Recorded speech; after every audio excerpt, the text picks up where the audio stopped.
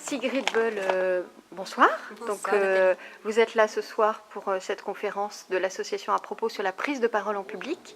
Alors, j'ai noté avec aisance et plaisir, c'est ça? Voilà, c'est Est-ce ça. que vous pouvez nous dire un petit peu qui vous êtes, pourquoi vous êtes là et qu'est-ce que c'est que cette thématique autour de la prise de parole? D'accord. Donc, qui je suis? Donc, je vais me présenter rapidement. Donc, Sigrid Boel, je suis coach, hypnothérapeute et formatrice. Et j'accompagne les personnes vers le mieux-être, que ce soit les cas difficiles, la gestion du stress, la confiance en soi, voilà, plusieurs thématiques. Et si je devais résumer ma couleur de coach, ça serait en fait comme sans prétention aucune, mais un révélateur de lumière, catalyseur potentiel. Voilà, pour vraiment résumer. Alors, cette conférence, donc, sur la prise de parole en public, avec aisance et plaisir, qu'est-ce qu'on y trouve? Qu'est-ce que vous êtes venu transmettre ce soir? D'abord, est-ce qu'on peut ne pas communiquer? Alors, très bonne question. Ne pas communiquer, c'est impossible. On communique forcément, que ce soit, par exemple, même quand justement on ne parle pas, rien que par l'attitude. Par exemple, quand on est comme ça ou quand ça, voilà. Et le dicton qui dit, j'ai perdu le fil du coup. Le dicton qui dit, qui ne dit rien consent. Voilà. Donc le non-verbal, le langage du corps parle forcément. D'accord. Donc en fait, la communication ne s'arrête pas simplement aux mots. Il y a aussi la gestuelle, c'est ce que vous voulez nous dire, la posture. Il y a d'autres formes de communication que celle des mots, en Tout fait. à fait. Alors les mots ne représentent que 7%, un impact que de 7%. C'est-à-dire sur le message que je transmets, les mots prononcés n'auront que 7% d'impact. Par contre, tout ce qui est le non-verbal, le corps, le langage du corps, les mimiques, là, ça a un impact à 55%. Et tout ce qui est autour de la voix, là, 38%. L'intonation, si par exemple je parlais monotone, comme ça. Donc ça a un impact. Donc 55% de notre communication passe par le langage du corps. D'accord. Donc ça veut dire que dans les interactions qu'on a avec l'autre, donc ce corps parle, et vous nous parliez tout à l'heure donc des canaux sensoriels, hein. On a chacun en fait une façon de communiquer, un canal prédominant, hein, c'est bien ça? Voilà, tout à fait. Certaines personnes vont plus utiliser par exemple le canal auditif, d'autres le canal visuel ou d'autres le canal kinesthésique sensitif. Et du coup, si on arrive à détecter en face la personne quel canal prédominant elle utilise, du coup on peut vraiment caler notre façon de communiquer, caler nos mots. Donc je vois bien ce que tu veux dire, j'entends bien ce que tu veux dire.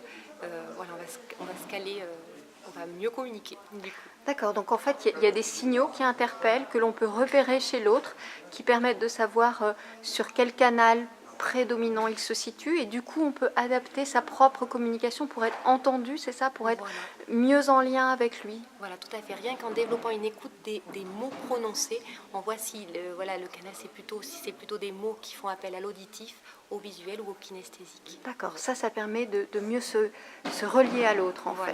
Voilà, tout à fait. Alors ça, c'est pour les communications plus ou moins individuelles. Ce qui est de l'ordre de la prise de parole en public, donc sur un plus grand nombre, vous avez parlé de règles d'or. Il y a trois règles d'or. Quelles sont-elles? Voilà, tout à fait. Donc les 3 règles d'or, c'est par rapport... alors notamment, ça c'est un grand pro de la radio qui l'utilisait, Jackie Gallois, et il disait à tous les animateurs radio, avant de prendre la parole, il y a la règle d'or avec l'acronyme SEC, S-E-C. Donc S pour le sourire, voilà, E pour l'enthousiasme, et C, convaincu, convaincant. Alors le sourire, c'est pas le faux sourire, c'est vraiment le sourire du cœur, vraiment, voilà, le sourire qui émane. Après l'enthousiasme, là, pareil, c'est quelque chose qui vient de l'intérieur, et pour provoquer des fois cet enthousiasme, si des fois on a notre petite lumière qui est un peu éteinte de par notre contexte, on peut l'attiser avec la petite astuce en se disant, avant de commencer à prendre la parole en public, en disant waouh, c'est génial. Et là, hop, l'enthousiasme est stimulé, et l'enthousiasme c'est contagieux. Donc voilà. Et le dernier point, le C, convaincu, convaincant, c'est vraiment l'idée de d'abord être soi-même convaincu par son message pour pouvoir convaincre l'autre. Et du coup, passer son message avec passion. D'accord. Donc ça, ce sont les bases, en fait, le prérequis Voilà. pour s'adresser d'accord, à un Voilà. public, à un auditoire. Vous parliez d'une technique pour faire passer son message. Enfin, il y a plusieurs points développés, des points, semble-t-il, là encore primordiaux. Est-ce que vous pouvez nous les rappeler? Voilà. Alors par exemple, une technique justement pour faire passer son message si on a une réunion animée, ou c'est la technique OCI. Alors O pour objectif, ok, j'ai une réunion animée, quel est mon objectif? Qu'est-ce que j'attends de cette réunion? Après, le C, c'est pour la conclusion, vraiment. Donc, pensez avant justement de faire son développement, pensez à noter sa conclusion, synthétiser ses idées et vraiment, au niveau de la conclusion, pensez à quelle action je vais demander à l'assistance. Voilà, quelle action. Et le I, introduction, pensez à l'accroche. Vraiment l'accroche et bien sûr présenter le sujet, mais pensez à l'accroche. Souvent, une accroche chiffrée peut être intéressante. Voilà, dire 80% des personnes, Et le développement, voilà. Alors dans tout ça, le corps oui, de l'intervention, il est où? Tout à fait. Alors le corps, oui, c'est important. Alors c'est vrai que c'est important ça de noter sur papier, mais j'allais dire, mais pas que. Après il y a la partie visualisation, j'en ai pas trop parlé, mais le développement, le corps, vraiment penser à 2-3 idées forces, 2-3 idées maîtresses et accompagner chaque idée d'un argument, d'une anecdote, vraiment pour capter l'attention, pour que ça soit encore plus parlant. D'accord. Une prise de parole, selon vous, est-ce que ça doit être rédigé? Est-ce qu'on doit l'avoir travaillé? Est-ce que c'est quelque chose de spontané? Comment on se prépare à une prise de parole en public? Alors, il y a un minimum justement, voilà ce que je disais, objectif, conclusion, introduction et les 2-3 idées forces, où en effet, oui, ça passe par l'écriture, mais ce que vraiment, j'invite vraiment les personnes à faire, c'est à visualiser, c'est-à-dire, par exemple, si vous avez une réunion, une présentation à faire, se visualiser avec beaucoup d'enthousiasme en train de l'animer. Tout simplement parce qu'au niveau du cerveau, ça va créer des connexions neuronales et ça fait en fait comme un autoroute, une sorte d'autoroute. Et du coup, le cerveau va nous permettre de passer à l'action et de réussir. C'est un truc de sportif, ça. On entend les sportifs de haut niveau qui effectivement exactement. se visualisent dans le succès d'une course ou d'une compétition. C'est tout à fait ça. D'accord. À la base, c'est issu de ça, du coaching sportif. Et on le voit, même les rugbyman, au moment de la transformation, au niveau de leur position, ils sont comme ça, ils visualisent déjà la trajectoire réussie. Donc c'est tout à fait ça, la visualisation, le pouvoir de la visualisation. Quand on pense à la prise de parole, on pense souvent à trac. Oui. Voilà, la boule dans le ventre, les mains moites, le cœur qui s'accélère. Est-ce qu'il y a des trucs, des astuces par rapport à ça, à ces choses qui sont très concrètes? Et oui, tout à fait. Alors, bon, tout ce qui est TRAC, c'est un rapport avec la gestion du stress, avec le déclenchement hormonal, adrénaline, cortisol, etc. Mais une petite astuce peut être, moi ce que je conseillerais, c'est de revenir au moment présent.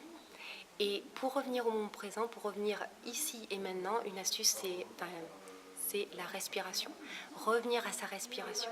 Donc il y a ça. Sinon il y a une autre astuce qui peut être, si dans l'assistance, voilà, vous connaissez quelqu'un avec un regard bienveillant, vous pouvez à ce moment-là regarder la personne pour avoir une sorte de soutien. Mais la respiration, je trouve que c'est beaucoup plus rapide puisque on l'a 24 heures sur 24 et que voilà, juste de revenir à sa respiration et on revient ici et maintenant. Alors justement, vous parlez de l'auditoire. Qu'est-ce qu'on fait avec son auditoire? Comment on gère la présence des autres en face de soi, leur regard posé sur nous? Comment on gère l'ampleur d'une salle? Enfin, est-ce qu'il y a des choses à savoir par rapport à ça, en fonction du nombre aussi? En fonction du nombre. D'accord. Alors là, moi, par exemple, moi, je ferais plutôt le choix, quand c'est une assistance plutôt réduite, je ferais plutôt le choix vraiment d'être au plus proche et de pouvoir surtout calibrer. C'est-à-dire de voir, c'est marrant, on voit souvent ça en conférence. Au début, les gens sont beaucoup fermés, donc que ce soit au niveau des bras ou au niveau des jambes, beaucoup de fermeture. Et quand le contact s'établit, petit à petit, on voit une ouverture. Donc rechercher, mais alors ça, voilà, c'est avec la pratique, mais rechercher une espèce d'osmose. Alors après, c'est peut-être conceptuel, mais d'osmose, de vraiment calibrer, de moi ce que j'appelle le feedback, de voir si par exemple que quelqu'un fait comme ça, c'est que voilà, mon message n'a pas été suffisamment clair, donc hop, je reformule. Vraiment de faire corps avec l'assistance et de faire plus qu'un. C'est pas la personne qui sait ou qui... c'est vraiment faire corps avec l'assistance. Donc être attentif à ce qui se passe dans la salle, Ouais, finalement. être complètement connecté aux personnes. Voilà. Donc ça c'est mon truc personnel. Hein, mais... Ouais. Est-ce qu'il y a des choses qu'on n'a pas abordées là, qui vous semblent importantes, que vous auriez souhaité transmettre au niveau de cette thématique de la prise de parole? Prise de parole, ouais, pour moi, c'est d'être authentique. Et là, la prise de parole, c'est avec la pratique et l'expérience.